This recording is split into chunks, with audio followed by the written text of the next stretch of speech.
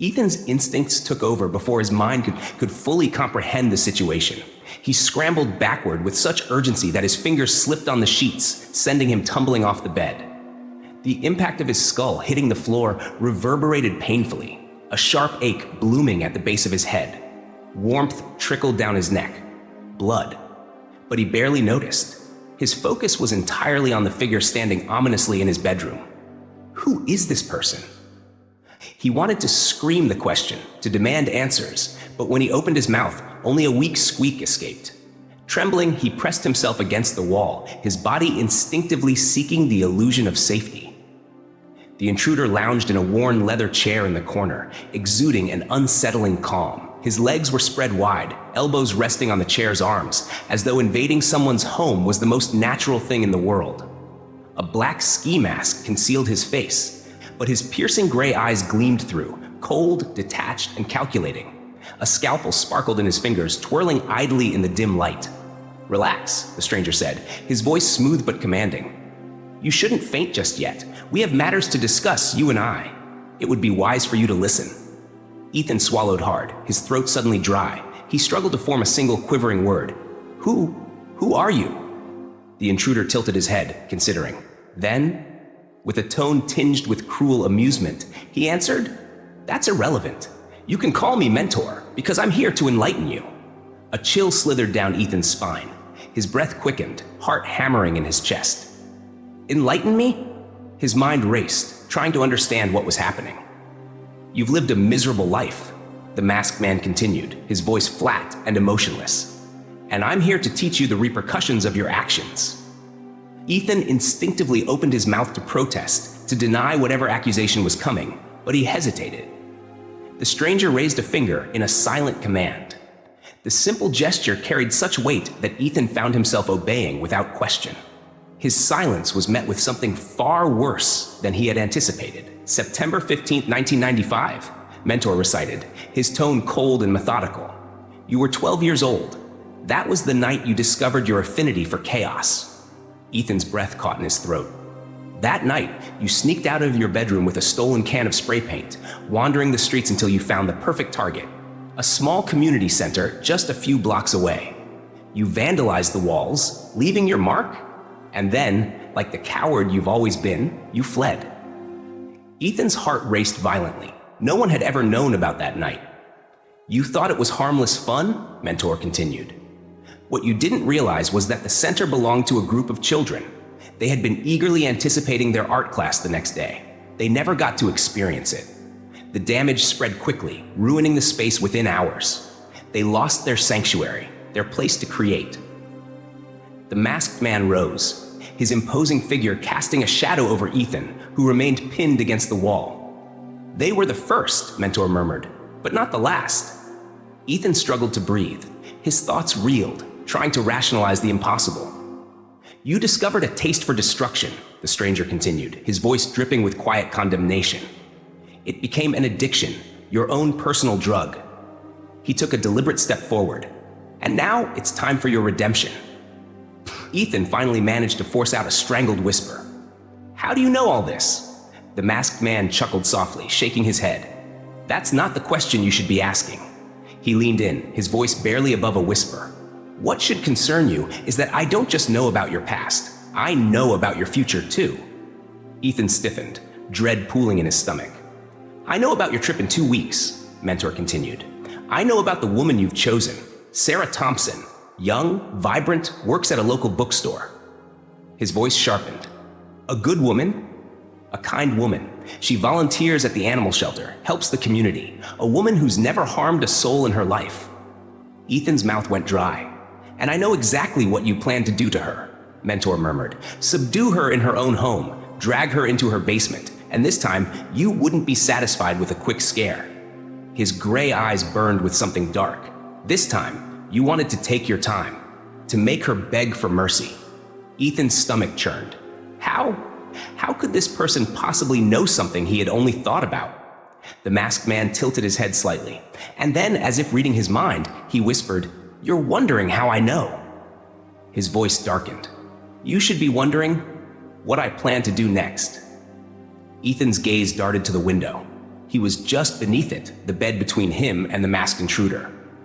If he moved quickly, if he threw himself onto the mattress and lunged for the window, maybe, just maybe, he could escape before the stranger had time to react. His muscles coiled, every nerve in his body preparing to spring into action. "I wouldn't do that if I were you." The words froze him in place.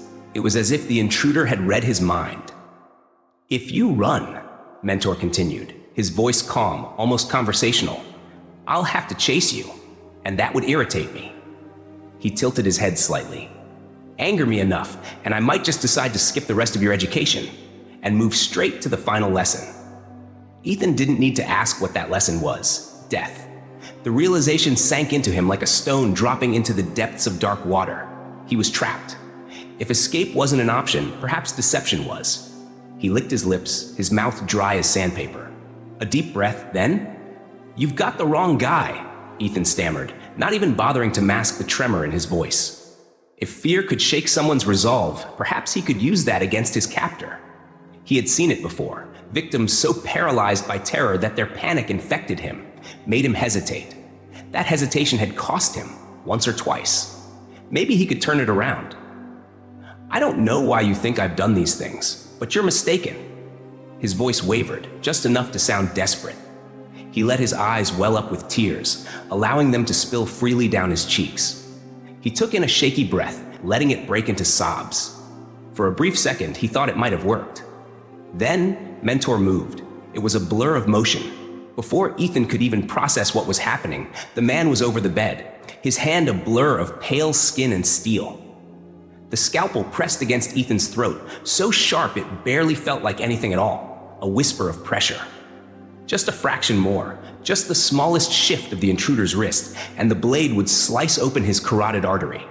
He would bleed out in minutes. "Do not test me," Mentor growled, his voice taut with barely restrained fury. His masked face was so close that Ethan could feel the warm, controlled exhales against his own skin. "I am offering you an opportunity, one that you do not deserve, but one I am giving you regardless. You will make amends for what you've done. If you resist, if you push me."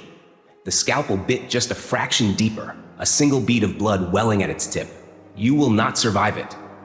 Ethan's breath hitched, his body locked in place. The blade withdrew. "Do you understand?" Ethan swallowed and nodded quickly. "Yes," he croaked. Mentor straightened, his posture once again eerily relaxed, as if nothing had happened at all. "Good. Sit on the bed. We've wasted enough time." Ethan obeyed. He perched on the edge of the mattress, trembling. His mind screamed at him to wake up, to force this nightmare into non-existence. But he knew better. The intruder stood across from him, back against the wall, the scalpel twirling idly between his fingers once more. A habit? A silent threat? Ethan couldn't tell. "There are 3 lessons you must learn," Mentor continued. "Each one will mirror the suffering you have inflicted upon your victims. Physical, mental, and emotional." He leaned forward slightly. "You did not just harm the people you hurt, Ethan. You wounded the ones they left behind. Their families, their friends, strangers who found their pain and would never sleep right again. The pain you have created ripples outward, touching lives you never even considered." Ethan felt the weight of those words press against him, heavy and suffocating. "And so you will experience each of these types of suffering in turn." Ethan said nothing. "I will not administer these punishments myself," Mentor said, his tone sharp. "That would serve no purpose. You will be the one to carry them out." He took a step forward. "You will do to yourself what you have done to others, and once you have completed each lesson, I will leave, forever." Ethan's breath caught in his throat. A horrible new fear took shape in his mind. "And if I don't?" As if sensing the question, Mentor bent down, bringing his masked face level with Ethan's. The fury from before had faded, leaving only something colder. He spoke slowly, deliberately. "You must follow my instructions to the letter. There is no escape. There is no easy way out." He paused. "If you fail, I will have no choice but to teach you the final lesson." Ethan hesitated, then voice small, shaking. What is the final lesson?" Mentor tilted his head slightly, as if the answer should have been obvious. "Your education will end," he murmured, "the same way your extracurricular activities did." Ethan's stomach twisted violently, with death. Tears spilled freely down his face, dripping onto his bare chest. His entire body shook, his mind screaming against the reality unfolding before him. "Why?" he whispered, his voice thick, broken. "Why are you doing this to me?" The masked man stared at him for a long, heavy moment. Then he spoke. "The same reason you did it to them." Ethan let out a strangled noise, something between a sob and a laugh, hysterical and hopeless. "You must learn, Ethan," Mentor continued. "You must understand the weight of what you've done. If you do not, if you refuse, then I cannot allow you to continue hurting others. It ends today, one way or the other." With that, he reached into his pocket and pulled out 3 envelopes. Thick, black ink marked them, each bearing a single number. He extended them toward Ethan. Ethan didn't move. "Take them," Mentor commanded, his voice dipping into something dark and guttural. Ethan let out a shaky breath, then slowly, hesitantly raised his trembling hands and accepted the envelopes. The masked man stepped back, watching him closely. "You have until sunset to complete your tasks. Contacting the police will accomplish nothing except wasting time." His voice was steady, final. "And no matter where you go, no matter how far you run, I will return. And when I do, there will be no more lessons." He turned and walked toward the door. Ethan stared after him, frozen. No escape, no way out. The lessons had begun. The masked man moved with eerie grace, his steps soundless as he exited the room. Ethan sat frozen, unmoving, his body numb. His mind refused to accept what had just happened. If not for the dull throb in his skull from his earlier fall, or the weight of the envelopes clutched in his shaking hands, he might have convinced himself it wasn't real. Slowly, mechanically, his eyes dropped to the 3 white envelopes resting in his grasp. His fingers traced over them absently, feeling their paper-thin weight but unable to fully process their significance. Still in a daze, he rose from the bed and drifted into the kitchen. He pulled out the old bar stool, its worn vinyl cushion cool beneath him, and laid the envelopes on the counter. Carefully, he spread them out before him. They looked so ordinary. Plain white, unmarked except for the bold, black numbers printed on their fronts. 1, 2, 3. Ethan inhaled shakily. His first instinct was to call the police. But no, he couldn't. Even if they believed him, even if they investigated, it would lead to uncomfortable questions. Questions that he could not afford to answer. Why had this man targeted him? Why had he singled out Ethan? And what if they searched home? What if they connected dots that had remained safely unconnected for years? No, that was a risk he couldn't take. Besides, if the intruder was telling the truth, calling the police wouldn't save him. It would only delay the inevitable. A twisted smirk tugged at the corner of his lips. Quitting isn't an option. His hobby wasn't something he could just walk away from. Chaos wasn't just a pastime, it was necessary. It was his personal addiction, his own private heroin. His fingers twitched over the first envelope. He sighed. "Let's get this over with." With a flick of his wrist, he tore the envelope open, pulling out a single sheet of folded paper. As he unfolded it, his eyes widened at the words printed neatly on the page. "Before their suffering, each of your victims endured mental torture. They wrestled with the question of why. Why was this happening? What had they done to deserve it? And, most of all, would they live or die? Now, it's your turn. Your test is simple compared to theirs, a challenge of memory. I want to see if your victims meant anything to you, if they were more than just fleeting distractions, if you even remember them at all. Your 8th victim. Do you recall her? Do you remember where she lived? Her husband will be at the town library all day. You must find him. Speak to him. Tell him everything. Confess in full detail exactly what you did to his wife. He already knows you're coming. He's expecting you. He knows what you will tell him. There are no cameras in the library. Your identity will remain safe, for now." Ethan exhaled sharply, pressing the paper flat against the counter with trembling fingers. His chest burned, and he realized he had forgotten to breathe while reading. His mind reeled. Confess? To a victim's husband? A sick feeling churned in his gut. Then, just as quickly, the nausea passed. Fine, he thought.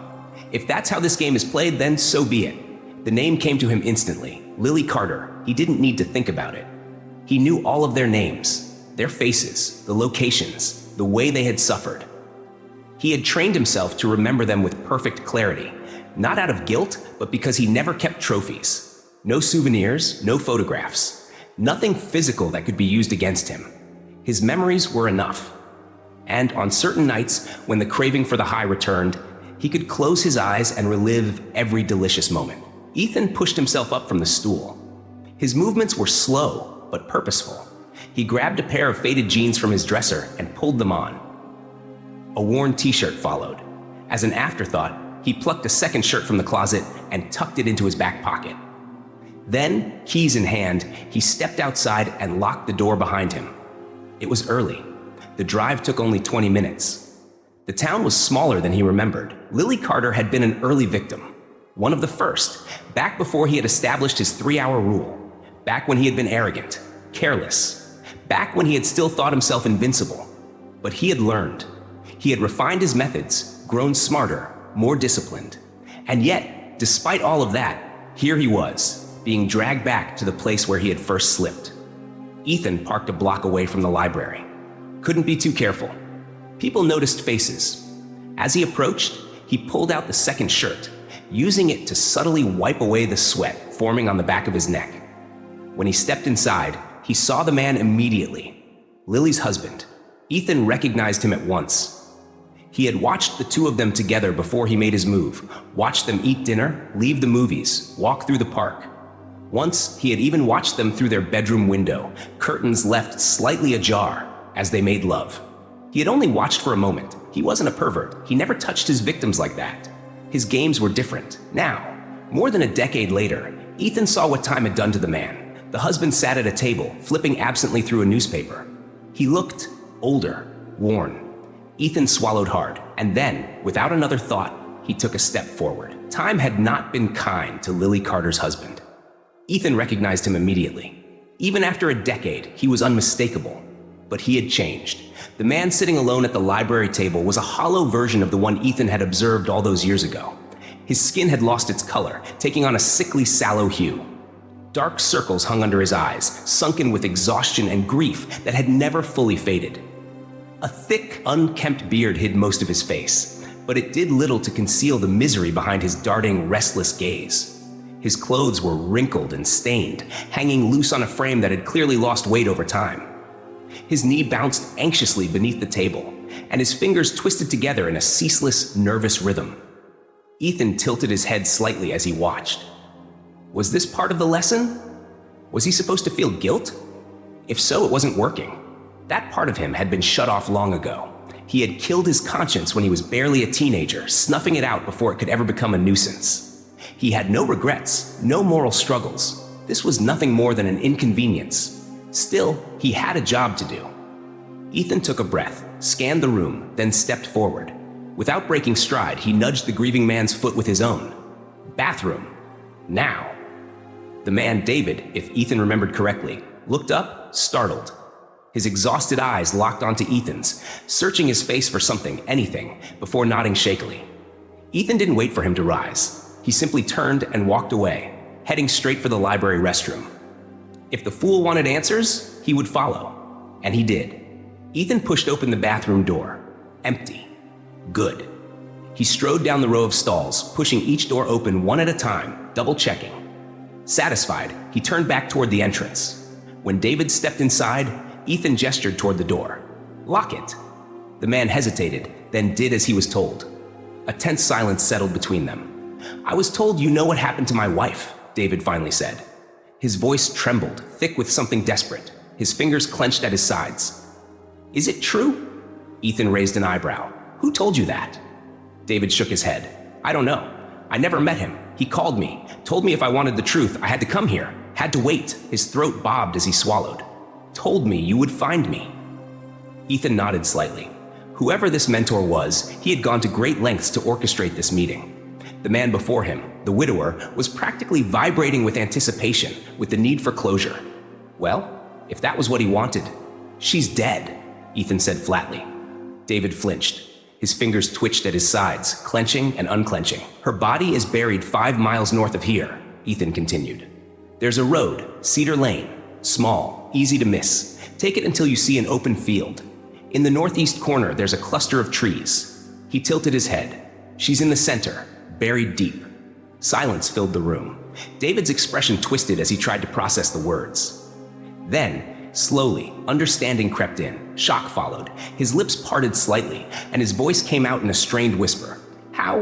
How do you know that? Ethan offered a slow, knowing smile. Because I put her there. David's reaction was sudden. Ethan had expected a different kind of response, perhaps tears or frustration, but instead, David surged forward, his body trembling with emotion. He lunged at Ethan, moving quickly, his hands flailing in the air. The force of the movement caught Ethan off guard, and he staggered backward. His vision blurred as David's arm grazed his face. Ethan stumbled, struggling to keep his footing. The impact jolted through him, a sharp sensation he wasn't used to. His body hit the floor with a crash, and for a moment he lay still. Blood dripped from his lip, but the pain was a distant, dull ache. David stood over him, his chest rising and falling quickly, his expression filled with disbelief. David's face was flushed, his breath shallow as he stared at his hands, now trembling. The weight of the situation seemed to press in on him. Ethan remained silent, unmoving, observing the turmoil in David's eyes. Finally, David's voice broke through the tension, soft and hoarse. Why? Why would you do that to her? Ethan didn't respond. He only stared back, offering no answer. David's voice grew louder, desperate. Answer me! David's rage surged once more, and he stepped back, clenching his fists as he tried to understand. Ethan, still on the ground, could only look up, his expression blank. The anger inside him, the thing that always lurked beneath the surface, stirred. It simmered in his veins, pushing against the walls of restraint. His voice was low when he spoke. There was no reason, he said simply. David froze. Ethan let the words sink in before continuing. I needed someone to blame. She caught my attention. He tilted his head, watching David's reaction. Nothing more. Silence. David's expression twisted. A painful breath escaped him. He staggered back a step, his eyes wide, struggling to understand. No reason, he whispered, more to himself than to Ethan. His eyes scanned the room, desperately searching for an explanation that wasn't there. She was just, his voice faltered, at the wrong place, at the wrong time? Ethan gave a faint, cold smirk. Exactly. Get up. The command was sharp, emotionless. Ethan forced himself to his feet, unsteady. His body ached, blood dripping from his busted lip, his swollen eye barely opening. Then he noticed something in David's hand, a kitchen knife, shining under the lights. Ethan's breath caught. He opened his mouth, unsure whether to plead or buy time, but the words never came. It didn't matter. David's expression made it clear. Nothing would change the situation now. I've waited for this for so long, David murmured, his voice heavy. He held the knife loosely in his hand, turning it idly. Then, with a steady hand, he stepped forward. Ethan didn't flinch. His body tensed, but he stood still, his eyes locked on David's. David seemed to hesitate for a moment, as though reading Ethan's stance. Ethan's heart was racing, not from fear, but something else. That cold resolve, that simmering anger, surged within him. David took another step, and Ethan held his ground. The room felt charged with the weight of unsaid words, of unresolved conflict. The silence stretched. David's breath came in shallow gasps, but Ethan remained calm, his eyes never leaving his adversary. David finally lowered the knife, his grip faltering. He looked at Ethan, eyes flickering with confusion. Ethan exhaled slowly, his heart pounding with something more than fear, something deeper, the thing he had kept locked away, bottled up beneath his rage and humiliation. Now it was free. His lips curled into a sneer. You wanted answers? His voice was low, shaking with restrained fury. Fine, let me show you. With a harsh motion, Ethan stepped forward, pressing his foot into the ground with force. David let out a sharp, labored gasp. Ethan's gaze locked on him, his presence almost suffocating. He bent down, picking up the fallen knife from the floor. It felt familiar in his grip as he turned it over thoughtfully, his eyes studying David's dazed expression. You look like you've been in pain for a long time, Ethan mused. Like you miss her. Like you'd do anything to see her again. He leaned in, voice dropping to a whisper. What if I helped you? David barely had time to react before Ethan's hand shot out, covering his mouth in a firm, unyielding grasp. Then, the air seemed to freeze. Ethan could hear the quickening of David's breath, his body trembling beneath the weight of the situation. The tension in the room was palpable. You wanted closure, Ethan murmured, his voice steady despite the storm raging inside. Well, this is it. For a long moment, the only sound was the harsh breathing between them. David's chest heaved with shallow breaths, and his eyes flickered as if searching for something in the void. Ethan stood there, unmoving, as the silence stretched on. His heart raced, not from fear, but from something darker, something that thrummed in the pit of his stomach. The room grew still, as if the world was holding its breath. David, broken and gasping, could barely meet Ethan's gaze as the weight of the moment settled between them. With a final, deliberate motion, Ethan stepped back, his hand falling away. The silence stretched out. There was nothing left but the broken air between them. Ethan exhaled slowly, the rush of satisfaction flickering beneath the surface. But it wasn't the release he had expected. No, this was something different. He glanced over at David, still staring, his chest rising and falling with unsteady breaths. Ethan turned away, wiping his hands carefully on the sleeve of his shirt, then moving quickly to the door, but by then, he would be long gone. As he pulled out onto the road, his mind spun. That bastard set me up. The thought boiled in his brain, seething with realization. That mentor, that intruder, had sent him there to fail. Ethan had been meant to be the one left broken. His grip tightened on the steering wheel. His battered face throbbed, but he barely felt it. No rules. That was the lesson. He had assumed there were conditions to this game, that it had been designed with structure. But no.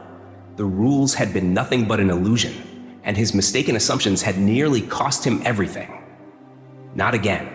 When he reached home, he stormed inside, ignoring the dull ache radiating through his body. His eyes locked onto the remaining 2 envelopes still waiting for him on the counter. Without hesitation, he grabbed the next one and tore it open. Another sheet of paper, another message. You have survived the first challenge. You are proving to be a formidable adversary. There may be hope for you yet. Do not boast. The game is still young. 2 lessons remain. Throughout your destructive career, you have inflicted pain beyond measure. You have broken lives, crushed spirits, watched fear grip those you've crossed. Now, it is your turn. Your pain must match the pain you have caused.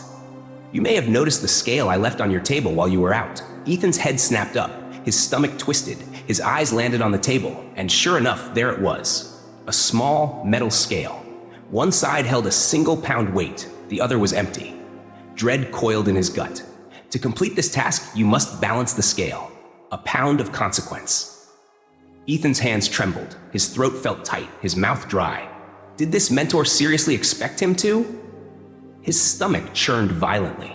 Slowly, he crumpled the paper in his fist. This game was getting worse, and he was only halfway through.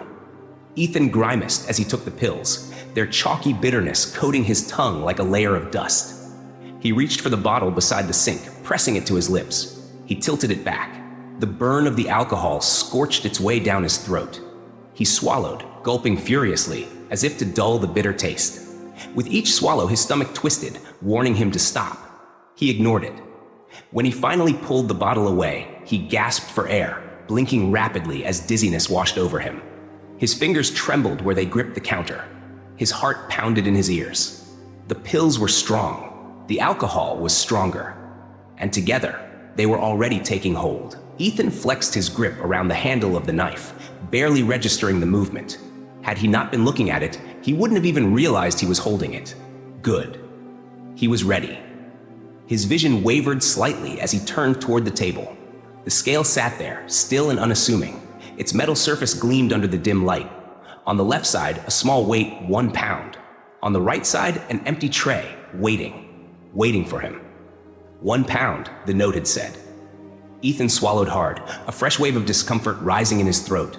His limbs felt sluggish, disconnected from his mind. He needed to move, needed to act before the alcohol and fear clouded his thoughts. But his feet wouldn't step forward. Why? Why was he just standing there? His fingers clenched the knife tighter. His breath came in short, sharp gasps. Do it, he ordered himself. But his body refused. A bitter laugh bubbled up from his throat. He had underestimated himself. Not his pain tolerance. No, he knew he could handle pain. What he had forgotten was the impact of his choices. If he made the wrong move, there would be no turning back. The thought of making a fatal error filled his mind, paralyzing him with fear. He shuddered. The alternative wasn't any better. If he waited too long, he would lose the chance to act. Ethan took a deep breath. There was no choice. He pulled his shirt over his head and dropped it onto the table. His hands moved mechanically, preparing himself mentally. This is it, he thought, trying to stay focused. His stomach twisted with anxiety. Before he could second-guess himself, he acted. The sensation was overwhelming, sharp, and disorienting. He gritted his teeth, fighting the urge to stop. The floor beneath him felt uneven as he struggled to maintain balance. The knife trembled in his grip as he carefully continued. The tension was suffocating, and every movement felt amplified in the stillness. Each action brought a deep, burning sensation through his body. He clenched his jaw, trying to hold back the overwhelming discomfort, feeling his body tremble. His vision began to blur, the edges of the room fading into darkness. He fought to stay conscious. Not yet.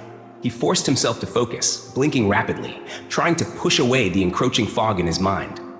His stomach twisted violently. He stumbled forward, a wave of nausea rising in his throat, but he fought to control it. A sharp, unsettling feeling spread through him, but he barely noticed in the fog of his pain. The tool slipped from his hand for a moment, his fingers slick with perspiration.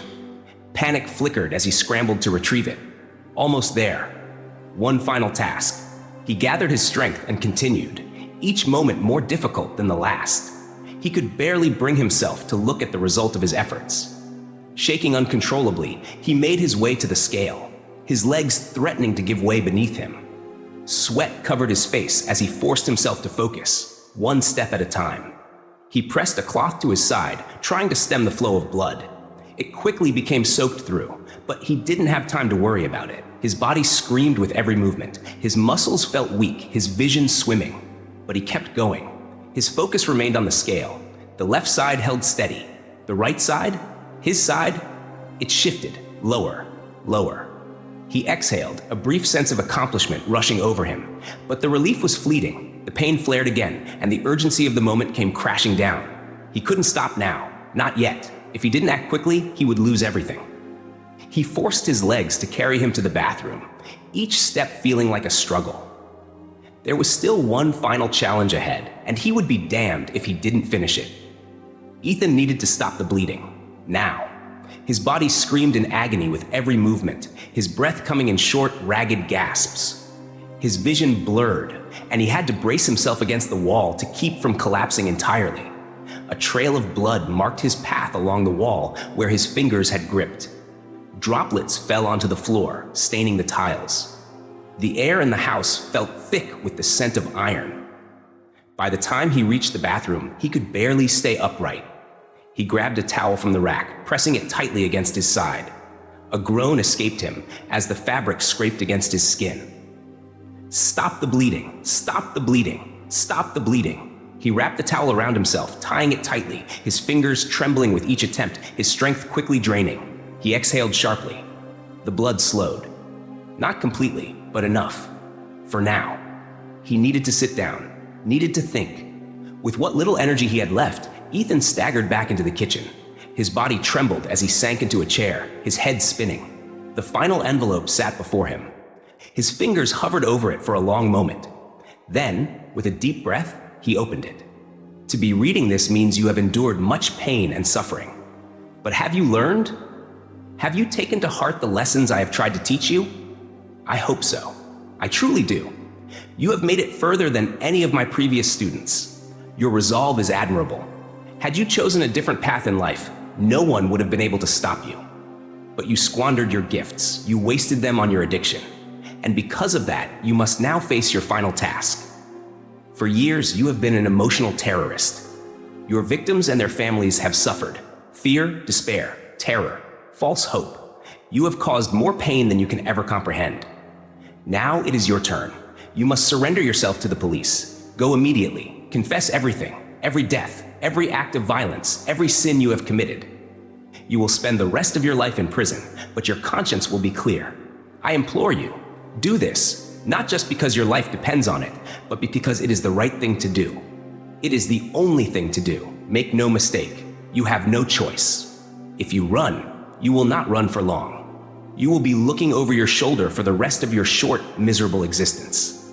The only place you will ever be truly safe is behind bars. The paper slipped from Ethan's fingers, falling to the floor. His hands, still slick with sweat, trembled as they fell into his lap.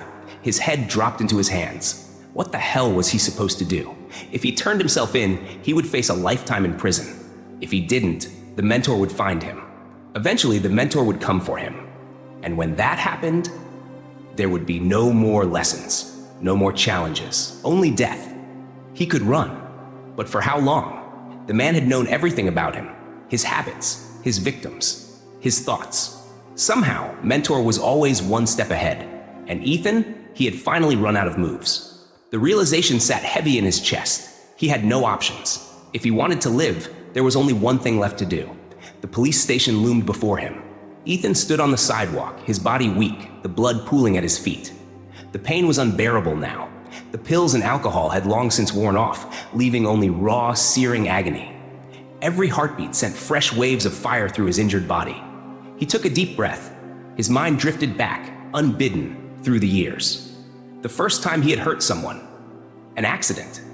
At least, that's what he had told himself.